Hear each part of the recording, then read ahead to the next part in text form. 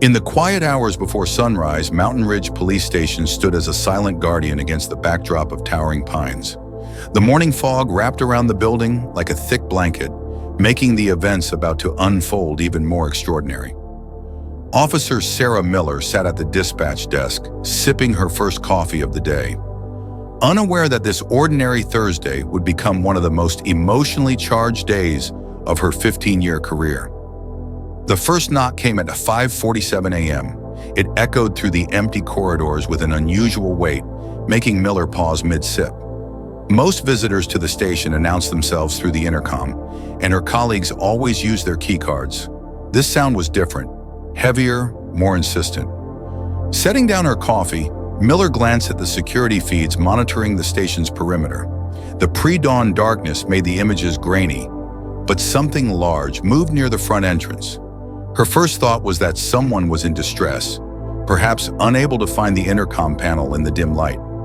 The knock came again, 3 distinct sounds, each powerful enough to make the door's hinges creak. Miller reached for her flashlight and radio, protocol warring with curiosity.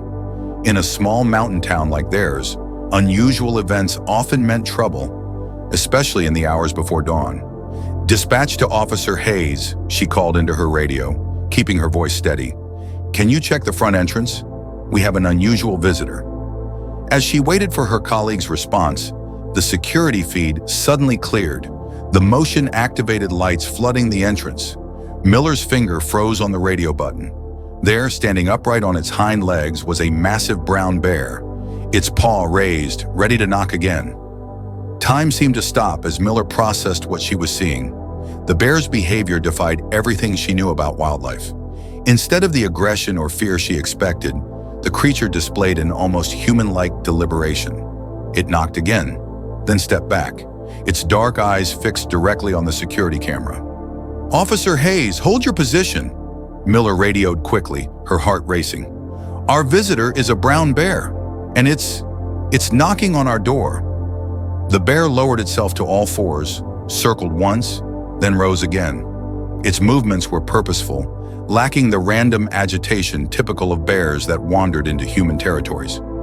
Most striking was its gaze, never wavering from the camera, as if it knew someone was watching. Officer Tom Hayes' voice crackled over the radio, skepticism evident even through the static.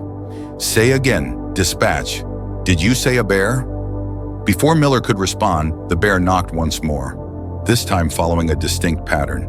3 quick knocks, pause, 2 slower ones. The sequence sent chills down her spine. This wasn't random. This was communication. "Positive identification," Miller responded, unable to tear her eyes from the monitor. "I need you to see this, Tom, and get Sergeant Cooper. He needs to witness this too." The morning light was slowly strengthening, revealing more details of their unusual visitor. The bear stood nearly 7 feet tall when upright, its fur carrying traces of moisture from the morning fog. But it was the eyes that captured Miller's attention, the eyes that would later haunt her dreams. They held an intelligence, a desperation that seemed impossible for a wild animal. As Miller documented the time and began the official incident report, she couldn't shake the feeling that this was just the beginning. Something had driven this magnificent creature to seek human help, something urgent enough to override its natural instincts. What she didn't know, what none of them could have predicted, was how this bear's persistence would lead them to a discovery that would reduce hardened police officers to tears. The bear knocked again, and in that moment, Officer Sarah Miller made a decision that would change everything. She reached for her phone to call Wildlife Services, but her gut told her this situation would require much more than standard protocol. Outside, the bear waited patiently, its presence a harbinger of events that would challenge everything they thought they knew about the barrier between humans and wildlife. Within 30 minutes of its first appearance, the bear returned. Officer Miller, now joined by Sergeant Cooper and Officer Hayes, watched in astonishment as their unusual visitor approached the station entrance with the same purposeful stride. The growing daylight revealed more details of the creature, its massive form casting long shadows in the morning sun. The second visit followed an eerily similar pattern. The bear rose to its hind legs, knocked 3 times, then stepped back to gaze directly into the security camera. But this time, something was different. Between knocks, it kept turning its head toward the forest, then back to the door, as if trying to point the way to something. Sergeant Cooper, a veteran of 20 years on the force, documented every detail. Time between knocks, exactly 45 seconds. Duration of each knocking sequence, 15 seconds. Direction of the bear's glances, consistently northeast toward the densest part of the forest. Nothing about this behavior aligned with typical bear encounters. "I have Wildlife Services on the line," Officer Hayes announced, his voice tight with tension. "They are saying this is unprecedented. Bears do not typically return to human structures, especially not with such deliberate behavior." The bear's third visit came exactly on the hour. This time it carried something in its mouth, a piece of torn fabric that it deliberately placed on the doorstep before beginning its knocking routine. The fabric was dark blue, muddied, but clearly man-made. Officer Miller photographed everything, her hands slightly trembling as she captured each sequence. The wildlife experts on the phone had fallen silent, their protocols and experience offering no explanation for what they were witnessing. By the fourth visit, tension filled the station like a physical presence. The bear's behavior was becoming more urgent, its movements more deliberate. Between knocking sequences, it would pace in tight circles, always returning to face the camera with what could only be described as pleading eyes. "Look at how it keeps checking to see if we are watching," Sergeant Cooper noted, his usual stoic demeanor cracking slightly. "It is not just knocking randomly. It wants our attention. It wants us to follow." The documentation continued, each visit adding another layer to the mounting mystery. The bear's fur showed signs of having traveled through thick brush, bits of vegetation and red clay mud clinging to its legs. Its breathing, visible in the crisp morning air, came in quick puffs, suggesting recent exertion. Wildlife Services remained connected by phone, their experts now conferring with colleagues across the country. No one had encountered anything like this. Bears were known to be intelligent, but this level of apparent communication defied explanation. As the fifth visit began, the atmosphere in the station shifted. The bear's knocking had taken on a new urgency, its movements becoming more agitated while still maintaining that strange, almost human-like awareness of being watched. It would knock, step back, look directly into the camera, then gesture toward the forest with its head. "Something is wrong, Chunkin," Officer Miller stated, voicing what they all felt. "This is not just unusual behavior. This bear is trying to tell us something." The growing daylight did nothing to dispel the surreal nature of the situation. Each visit added to the mounting evidence that this was more than a random wildlife encounter. The bear's determination, its careful patterns, the mysterious fabric, all pointed to something larger unfolding. As they prepared for what would be the bear's sixth visit, none of the officers could have predicted how this persistent animal would lead them to a discovery that would shake them to their core. The pattern was clear now, but its meaning remained just out of reach, waiting to be revealed in a way that would bring even the most hardened among them to tears. As morning fully bloomed over Mountain Ridge Police Station, wildlife experts from 3 different states had joined the conference call. Dr. Eleanor Matthews, a leading bear behavior specialist from Montana State University, listened intently as Officer Miller described the bear's latest patterns. The silence that followed spoke volumes about the unprecedented nature of their situation. "In 25 years of studying brown bears, I have never documented anything remotely similar," Dr. Matthews finally said. Her voice carried both professional interest and unmistakable concern. "Bears are intelligent, but this level of deliberate communication with humans suggests something extraordinary is driving its behavior." The bear's 7th visit brought new evidence of its unusual intelligence. Instead of its typical knocking pattern, it now alternated between knocking and scratching, creating what Officer Hayes described as almost Morse code-like sequences. More remarkably, when a police siren briefly wailed in the distance, the bear showed no sign of fear or aggression. It simply waited for the sound to pass before resuming its rhythmic knocking. Officer Chen arrived for the morning shift, bringing fresh eyes to the situation. With her background in wildlife management, her observations added another layer of expertise to their growing documentation. "Notice how it maintains eye contact without aggression," she pointed out, studying the live feed. "This is not just unusual, It goes against every natural instinct these animals possess. The experts on the call began listing behaviors that defied natural explanations. The bear's consistent return intervals, its careful placement of the found fabric, its deliberate gestures toward the forest, all suggested a level of cognitive processing that challenged their understanding of wildlife behavior. During its 8th appearance, the bear demonstrated perhaps its most remarkable behavior yet. When a delivery truck approached the station, the bear retreated to a safe distance, but didn't leave. Instead, it waited patiently, watching the driver complete his delivery, then returned to the door the moment the truck departed. This display of situational awareness stunned even the most skeptical observers. "Look at its ear position," Dr. Matthews noted through the phone. "Forward, relaxed, no signs of stress. Even its breathing pattern remains calm. This bear is not acting out of fear or aggression. It is displaying purposeful, goal-oriented behavior." The shift change brought more witnesses. Officer Rodriguez, arriving early for his shift, stood speechless as he watched the bear's 9th approach.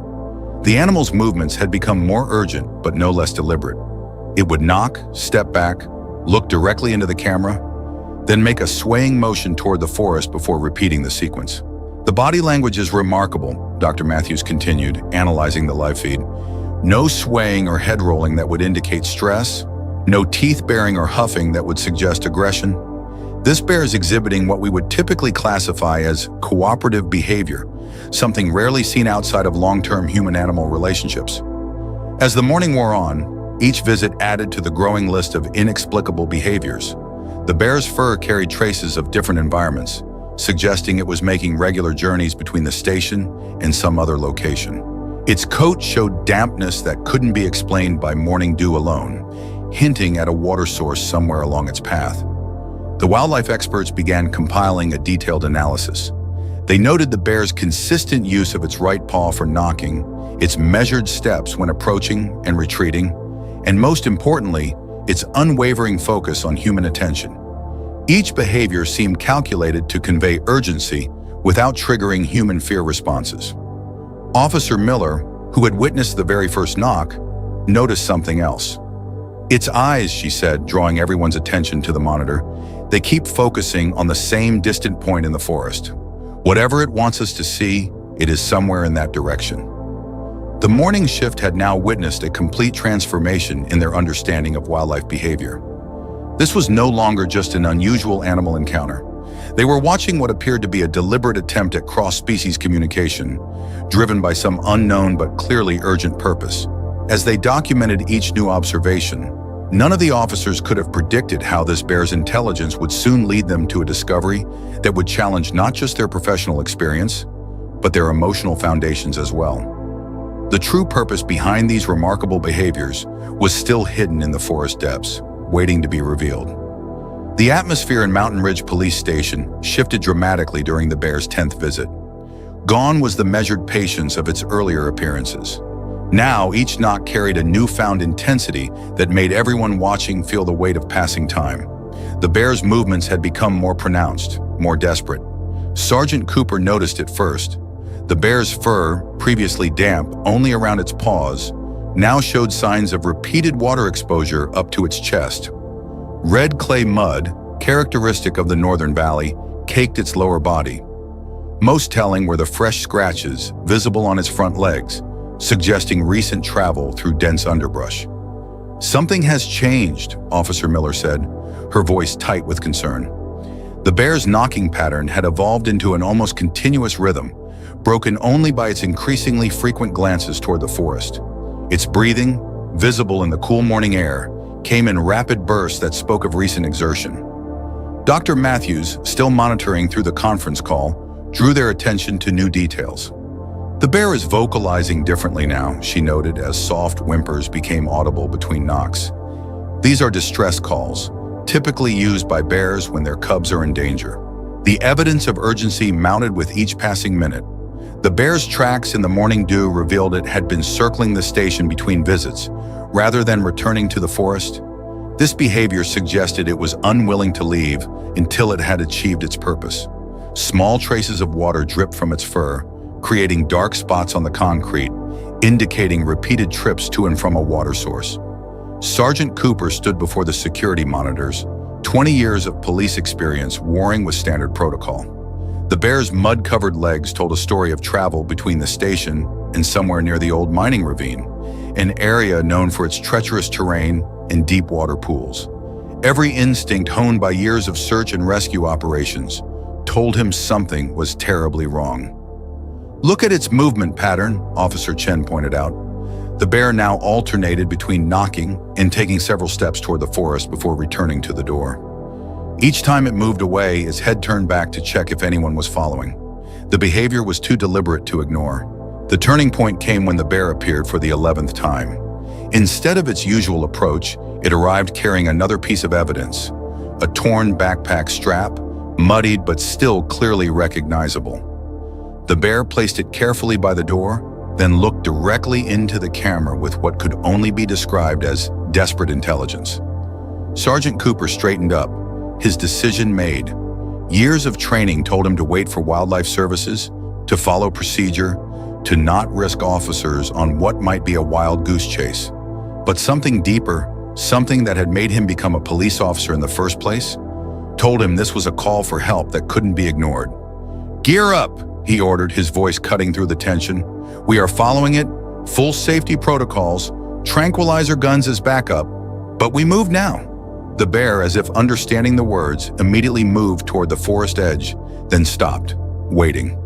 Officer Miller quickly gathered her gear, her hands steady despite the adrenaline coursing through her.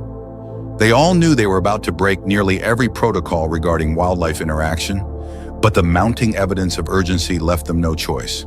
As the team prepared to follow their unusual guide, none of them could have predicted how their decision would lead to a discovery that would leave them emotionally shattered. The bear waited patiently at the forest's edge, its purpose finally understood, ready to lead them to something that would bring even the toughest among them to tears. The preparation for following a wild bear into dense forest required a delicate balance between urgency and safety. Sergeant Cooper quickly organized his team, their movements precise despite the unprecedented nature of their mission. Officer Miller carried a medical kit, Officer Hayes gripped the tranquilizer gun, and Officer Chen documented their departure with her body camera. The morning sun filtered through the pine branches as they stepped away from the station's safety. The bear, sensing their commitment, moved with newfound purpose. It maintained a careful distance about 30 yards ahead, consistently checking back to ensure its human followers kept pace. Its behavior continued to defy everything they knew about wild animals. "Steady pace," Sergeant Cooper commanded softly, his eyes never leaving their unusual guide. The bear's path seemed deliberately chosen, avoiding steep inclines and thick brush that would have slowed the officers. When they encountered fallen trees or difficult terrain, the bear would wait, watching as they navigated the obstacles before proceeding. The forest grew denser as they moved northeast, following what appeared to be a route the bear had traveled many times. Broken twigs and disturbed ground showed signs of recent, repeated passage. The air grew heavier with moisture, suggesting they were approaching one of the valley's water sources. Officer Miller noted how the bear would pause every few minutes, looking back not just to check on them, but seemingly to ensure they were mentally registering their surroundings. Its eyes would move from the officers to specific landmarks, almost as if marking the trail. The behavior was so deliberate it sent chills down their spines. The morning dew still clung to the vegetation, but they could now see why the bear's fur had been so wet. Their path crossed several small streams, each one slightly larger than the last. The bear navigated these crossings with careful consideration, choosing spots where the humans could easily step across. "The mud is getting redder," Officer Chen observed, her voice barely above a whisper. The distinctive clay color confirmed they were heading toward the old mining area, a region known for its dangerous terrain and deep pools. The bear's earlier mud stains now made sense, telling the story of multiple trips through this challenging landscape. Their guide's behavior grew more focused as they progressed deeper into the forest. Its earlier frantic energy had transformed into determined purpose. When they reached a particularly dense thicket, the bear actually circled back, showing them an easier path around rather than through the brambles. The sound of running water grew stronger, but it carried an unusual echo, suggesting they were approaching one of the valley's ravines. The bear's pace quickened slightly, though it remained attentive to its followers' ability to keep up. Its actions showed not just intelligence, but a clear understanding of human limitations. Officer Hayes, who had kept the tranquilizer gun ready, slowly lowered it. "Look at how it adjusts its speed," he murmured. "This isn't just leading us, it's guiding us." The distinction was crucial. The bear wasn't simply traveling while they followed, it was actively ensuring they stayed together. As they approached the 1-hour mark of their journey, the bear's behavior shifted subtly. Its checks became more frequent, its movements more deliberate. They could sense they were nearing something significant. The air had grown cooler, heavy with moisture, and the distinct mineral smell of the old mining region. Sergeant Cooper signaled for a brief pause, allowing his team to catch their breath and check their equipment. The bear showed an almost human-like patience, waiting calmly while they regrouped. Its eyes, however, kept darting towards something ahead, betraying an urgency that hadn't diminished. Through gaps in the canopy, they could see the morning sun had risen higher, casting dappled shadows on the forest floor. The light revealed more signs of the bear's previous journeys, a path worn into the underbrush by repeated trips. Whatever drove this creature to seek human help had required multiple attempts. The bear's whimpers returned, soft but distinct in the forest quiet. The sound carried a weight that made the officers exchange glances. They were being led to something that had affected this powerful creature deeply enough to overcome its natural avoidance of humans. As they resumed their advance, none of the officers could shake the feeling that they were participating in something extraordinary. The bear's careful guidance, its deliberate communication, its obvious concern, all pointed to a situation beyond their wildest expectations. They were about to discover something that would challenge their understanding of not just animal behavior, but of compassion itself. As they ventured deeper into unfamiliar territory, the forest canopy thickened overhead, creating a hushed atmosphere that amplified every sound.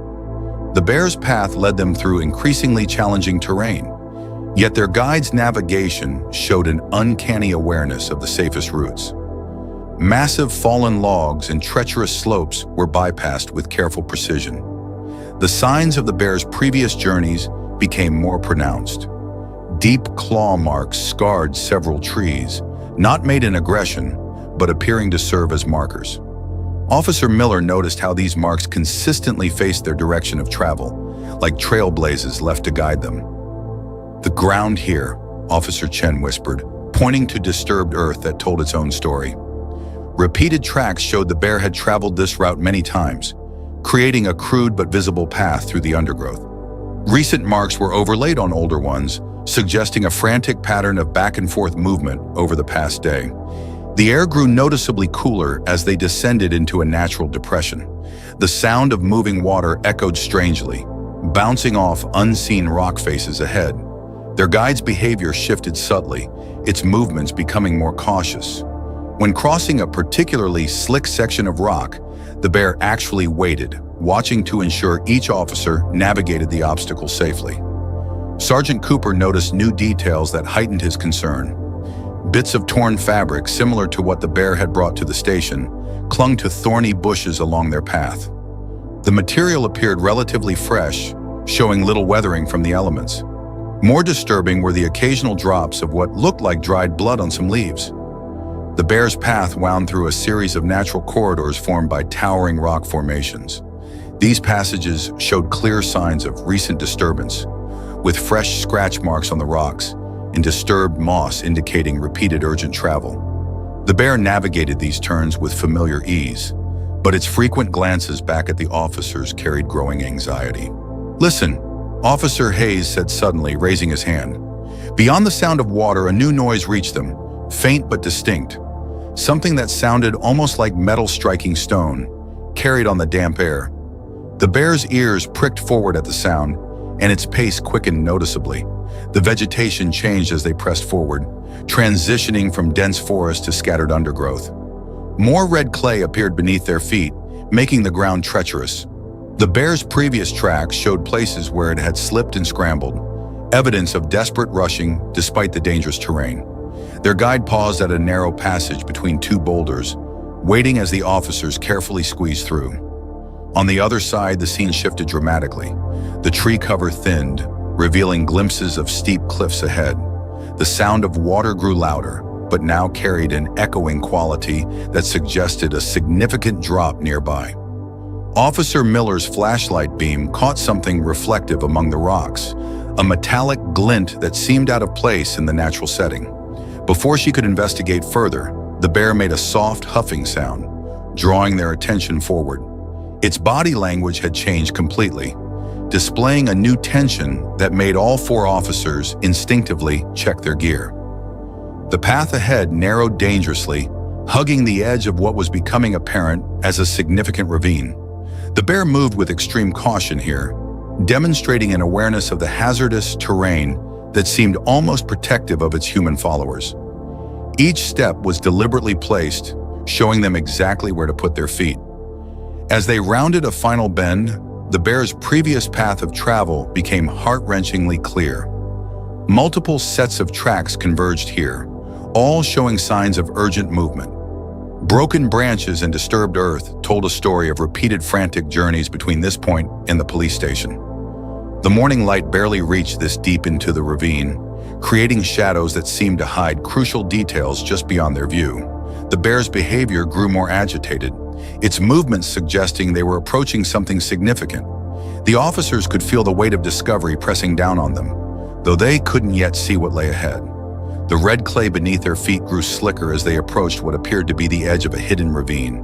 The bear's urgency reached a new peak, its movements now focused on a specific spot ahead where the sound of rushing water grew loudest. The morning light, struggling to penetrate the depth of their location, cast long shadows that seemed to pulse with anticipation. Sergeant Cooper raised his hand, signaling the team to proceed with extreme caution. The ground here showed signs of recent collapse, with fresh breaks in the clay revealing just how treacherous their position had become.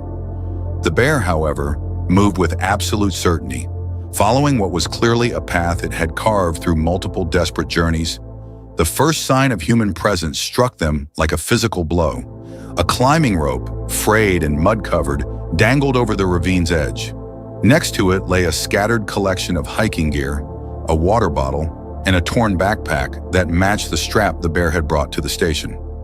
Officer Miller's breath caught as she spotted fresh blood stains on the scattered equipment. The bear moved to the ravine's edge, looking down with such human-like concern that it made the officers' hearts race. As they carefully approached, the full scene revealed itself in a way that would haunt them forever. 20 feet below, wedged on a narrow ledge and partially submerged in the water flowing through the ravine, lay an elderly man. "Oh my God," Officer Chen whispered, her professional composure cracking. The man was barely conscious, his silver hair matted with blood and mud. His leg was trapped at an unnatural angle beneath a fallen log, explaining why he hadn't been able to free himself. The rising water level marked on the ravine walls showed he had endured multiple cycles of the stream rising and falling. The bear's behavior suddenly made perfect sense. It had been trying to save this man's life, making repeated trips between him and the only source of help it knew, the police station. The intelligence and desperation they had witnessed now had a heartbreaking context. Sergeant Cooper immediately radioed for emergency rescue support, while Officer Hayes began preparing their climbing gear. The bear watched their activities with evident relief, as if understanding that its desperate mission had finally succeeded. Its soft whimpers had changed tone, becoming almost encouraging as the officers worked. The rescue itself revealed even more of the story. The man's climbing harness showed he was an experienced hiker, but a recent rock slide had caught him off guard. More surprising were the food wrappers and animal treats found in his torn backpack, suggesting he was someone who regularly fed local wildlife. This explained the bear's extraordinary concern for his welfare. As they worked to stabilize and extract the injured hiker, the bear remained nearby, its presence both protective and anxious. Officer Miller, securing the rescue lines, found herself wiping tears from her eyes. The bear's determined efforts to save this human life defied everything she thought she knew about wild animals. The man, despite his injuries and exposure, was still conscious enough to whisper a name: Martha. The bear's ears perked up at the sound, and Officer Chen realized with astonishment that this was the bear's name. The connection between human and animal ran deeper than any of them had imagined. The morning sun finally reached into the ravine as they carefully raised the injured man to safety. His first words after being secured revealed the final piece of the puzzle. He had been feeding this bear since it was a cub, following strict routines to keep other humans safe while building a trust that would ultimately save his life. Tears flowed freely now among the hardened police officers as they understood the full weight of what they had witnessed. A wild animal, driven by bonds of trust and compassion, had not only recognized a human in distress, but had devised a way to communicate this emergency to the only other humans it could think to approach. The bear, now watching from a respectful distance, displayed what could only be described as relief. Its mission accomplished, it began to retreat into the forest, pausing once to look back at the man being loaded onto a rescue stretcher. The look exchanged between human and animal in that moment broke down any remaining emotional barriers among the rescue team. As emergency medical teams arrived at the ravine's edge, the full magnitude of the situation washed over the officers. The elderly man, James Wilson, was a retired wildlife photographer who had spent the last 7 years documenting the local bear population. His careful notes, found in his damaged backpack, revealed daily observations of Martha, the bear who had just orchestrated his rescue. Officer Miller's hands trembled as she read through the rain-damaged journal. Wilson had first encountered Martha as a curious cub, gradually building trust through respectful distance and occasional treats. His entries showed a deep understanding of bear behavior, always maintaining boundaries while fostering a unique connection. The realization of what they had witnessed hit Sergeant Cooper first. His tough exterior crumbled as he explained to the medical team how a wild bear had systematically sought human help, knocking on their door with a deliberate plan to save the man who had shown her nothing but kindness for years. Tears flowed freely among the officers as Wilson, now stabilized, weakly recounted how Martha had stayed with him through the night, her presence keeping him warm and conscious. The bear had left only to seek help, returning multiple times to ensure he was still alive. Each time she departed, he could hear her distressed calls echoing through the ravine. The depth of Martha's intelligence and compassion shattered their preconceptions. Officer Chen, who had studied wildlife behavior, found herself overwhelmed by the implications. A wild animal had not only recognized human distress, but had devised a complex plan to communicate and lead help to the scene. The rescue operation unfolded with urgent precision as medical teams worked to stabilize James Wilson. His injuries, though serious, had been prevented from becoming fatal by Martha's quick action and persistence. The bear remained at the forest's edge, watching the proceedings with an awareness that continued to astound everyone present. Officer Miller coordinated with the emergency response team, her voice breaking as she explained the extraordinary circumstances that had led them to this remote location. The paramedics, initially skeptical of the bear's involvement, fell silent as they witnessed Martha's continued protective behavior from a distance. Each time Wilson made a sound of pain during the rescue, Martha would take a few steps forward, only retreating when she seemed satisfied that the humans were helping, not hurting. Her understanding of the situation defied explanation, yet the evidence of her intelligence was undeniable. As they carefully maneuvered the rescue stretcher up the treacherous slope, Sergeant Cooper found himself constantly wiping his eyes. 20 years of police work hadn't prepared him for the profound emotion of witnessing such pure, selfless dedication from a wild animal. His team's professional composure had given way to open tears, their training unable to shield them from the weight of what they were experiencing. The complexity of the rescue revealed just how desperate Martha's situation had been. The narrow ledge where Wilson had been trapped was nearly inaccessible. The bear had somehow found a way to reach him repeatedly, risking her own safety on the unstable terrain to keep him alive through the night. The red clay that had coated Martha's fur now marked the uniforms of every officer involved in the rescue. It served as a physical reminder of the countless trips she had made between the station and the ravine, refusing to give up until she had succeeded in bringing help to her injured friend. The story of Martha's rescue mission spread through Mountain Ridge like wildfire. Local news crews gathered at the police station, where Officer Miller found herself recounting the events while fighting back fresh tears. The security footage of the bear's persistent knocking became a powerful testament to the depth of animal intelligence and compassion. James Wilson's recovery in the hospital brought daily updates to the station. Martha had returned to her natural patterns in the forest, but trail cameras captured her regularly, visiting the spot where she had first met Wilson. The officers who had witnessed her determination found themselves forever changed by the experience. The community's response was overwhelming. Wildlife experts from around the country arrived to study the security footage, analyzing Martha's behavior for insights into animal cognition. Local schools requested presentations from the officers, eager to share this extraordinary story of trust and dedication with their students. Sergeant Cooper, known for his stoic demeanor, now spoke openly about how the incident had transformed his understanding of the natural world.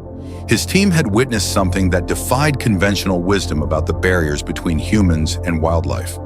Their tears had come not just from the dramatic rescue, but from the profound realization of the depths of connection possible between species.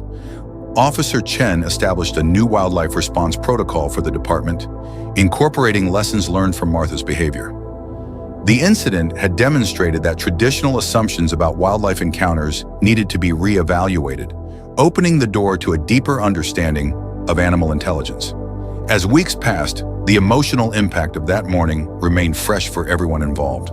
The sight of a bear's desperate determination to save a human life had broken through their professional detachment, leaving them with an indelible lesson about compassion that transcended species boundaries. The officers who followed Martha into the forest that morning were no longer the same. They had witnessed a miracle of natural empathy, a testament to the extraordinary bonds possible between humans and wildlife. Their tears had marked not just the end of a successful rescue, but the beginning of a profound change in how they viewed the world and their place in it. The story of the bear who knocked on a police station door became more than just a remarkable rescue tale. It stood as a powerful reminder that compassion knows no boundaries, and that the capacity for love and dedication can be found in the most unexpected places, waiting to break through and touch human hearts. Want more incredible animal rescue stories? Subscribe to our YouTube channel and hit the notification bell for new heartwarming videos.